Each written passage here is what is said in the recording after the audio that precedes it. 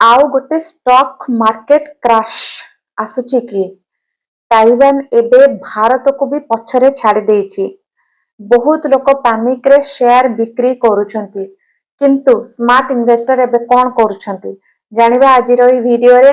नमस्कार बंधु माने, वेलकम बैक टू रुपिरेश चैनल। जो माने चैनल रे नुआ अछंती प्लीज सब्सक्राइब करिकिना सपोर्ट करंतु।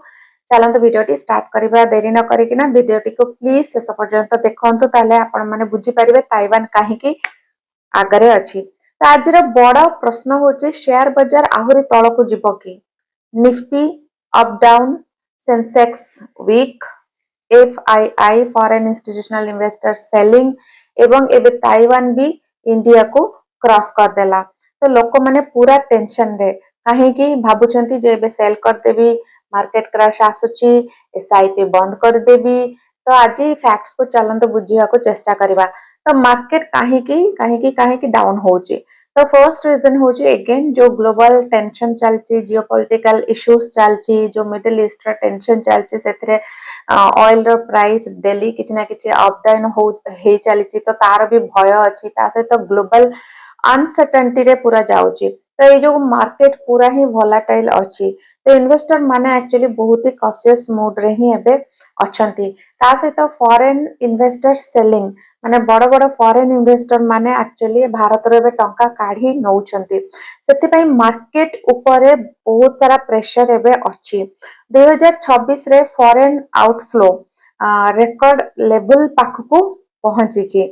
तो ताइवान किंतु काहेकि इंडिया को क्रॉस कला, काहेकि एटा बढ़ी चलीची। तो सबुठार इंटरेस्टिंग पॉइंट होची ताइवान रा market mainly AI artificial intelligence boom जोगु ही बढ़ुची।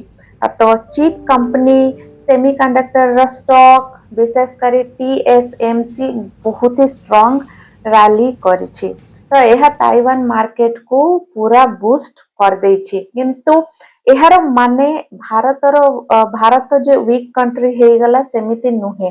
इंडिया रो मार्केट भी डाइवर्सिफाइड अछि, जथा banking, IT, pharma, auto, infra सब किछि मिक्स्ड अछि।